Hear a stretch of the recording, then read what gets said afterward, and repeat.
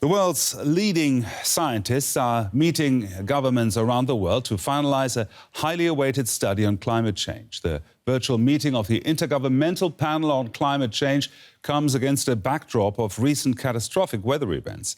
At the beginning of July, record-breaking temperatures in the western US and Canada left hundreds of people dead. In Oregon, the Bootleg wildfire has been burning for weeks, destroying an area larger than Berlin or Bangkok. Meanwhile, more than half of the western United States is in extreme drought. Heat waves have hit unsuspecting northern Europe and the Arctic Circle. Heavy rains brought biblical floods to Belgium and Germany, razing villages to the ground. And dozens of people died in central China when 20 centimeters of rain fell in an hour, flooding subway cars and tunnels. Experts had long predicted such extremes were likely, but many are warning that modelling may have been underestimating the speed and ferocity of the impact. This is also being seen in the Netherlands. In the low-lying country, concepts of flood protection have been developed for decades. These records are among the possessions that Jan Laumann hopes will have remained intact. He's cleaning up after the floods that have hit his hometown of Valkenburg in the Netherlands.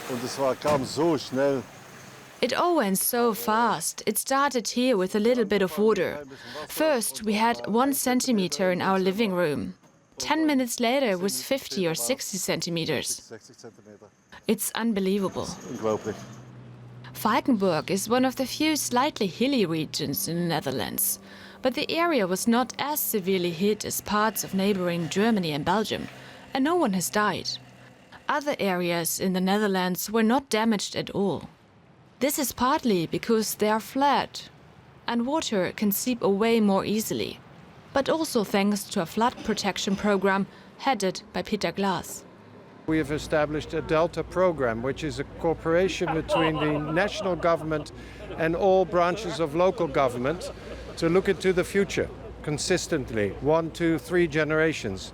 So we're looking at the changing climate, the weather extremes, and what this means for safety along our major rivers. The Netherlands is a country used to coping with water, as parts of it lie below sea level.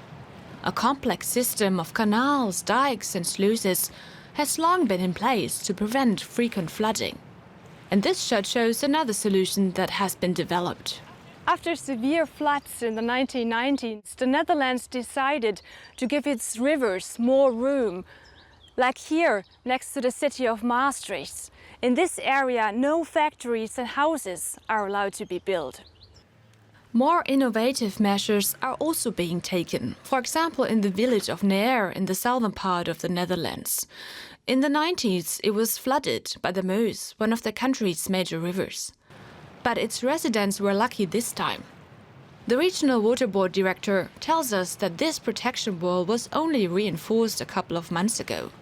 If these new concrete-like glass barriers had not been in place, the village would have been underwater.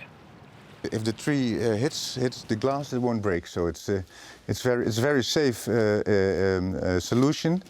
On the other hand, people stay dry on this side, and they still can enjoy the view on the river. This new system will now be implemented in other parts of the Netherlands, with the aim of saving as many people as possible from future floods. Well, let's get more on that with N.H. Ravindranath, a researcher at the Centre for Sustainable Technologies in Bangalore, India, and a lead author of several IPCC reports. Professor, to the naked eye, it seems that extreme weather events are becoming more frequent and are getting more severe. What does the data say? Yes, data also shows that, in the last few decades, the frequency and intensity of, heat stress or heat waves, high rainfall intensity events leading to floods and tropical cyclones are all increasing. All the data is showing that the last few decades, they're all increasing. So are these recent disasters indicators that we actually underestimated the speed of climate change?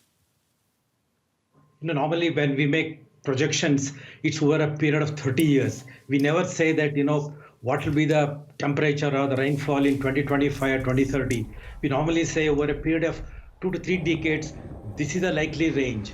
But models are not good enough to specifically say that the events that happened in 2020 or 2021 can be directly linked to climate change because the limitations of the models. But attribution is increasingly becoming clear that many of these events are due to greenhouse gas concentration increase and other factors. So what can we do in the short term then to protect ourselves from the consequences? Well, the short term is only adaptation. Long term is mitigation, which is under Paris Agreement, reducing emissions. But in the short term, one good thing is that due to improved, early warning systems and modeling satellite information, the mortality and deaths are low, even in Bangladesh or in India, let alone in Europe or North America. But loss and damage to property, houses, infrastructure is continuous. You can't do anything about it. You can't shift the infrastructure. You can shift people during a cyclonic event. So I think the only option is adaptation. How we can further improve early warning systems, how we can provide better housing, better infrastructure, how we can incorporate climate change, risks into all our designing buildings, infrastructure. So, and as a long-term strategy, what needs to be done to tackle climate change? Can we do anything about it? Well, in the long term, of course, we have the Paris Agreement. We have some agreement. All countries have agreed. Let us stick to that. I think, before Glasgow, all countries are expected to come with higher commitments, like UK has done, EU has done, and US wants to do, and so on. I think all countries are expected to come with higher commitments than what they made during the NDC, nationally determined contributions submitted in 2015. But some countries have done, some have not yet. So we need to really immediately peak and target for short decline in GHG emissions globally. Thank you very much, Professor N.H. Ravindranath there. Thank you.